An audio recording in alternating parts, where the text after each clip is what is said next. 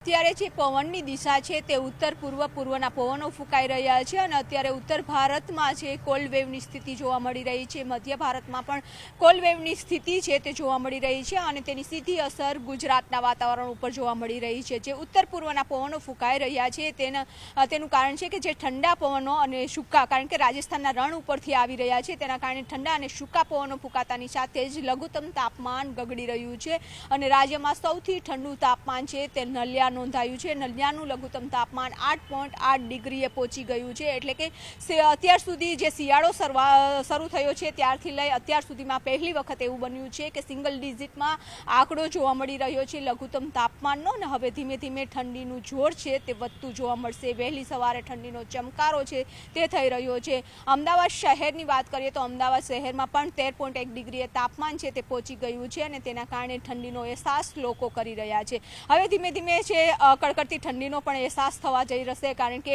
જ્યાં ડિસેમ્બર અને જાન્યુઆરી આ 2 મહિના ગુજરાતમાં સૌથી વધારે ઠંડીનો અહેસાસ છે તે થતો હોય છે અને લઘુત્તમ તાપમાન ગગડી અને 5-6 ડિગ્રી ઉપર પહોંચી જતું હોય છે. એટલે કે ચાલુ વર્ષે પણ જે ઠંડી પડવાની છે તેના કારણે ખાસ કરીને સૌરાષ્ટ્રનો મધ્ય ભાગ, કચ્છ અને ઉત્તર ગુજરાતમાં તાપમાન છે તે સામાન્ય કરતાં પણ નીચું રહેવાનું હવામાન વિભાગનું અનુમાન છે.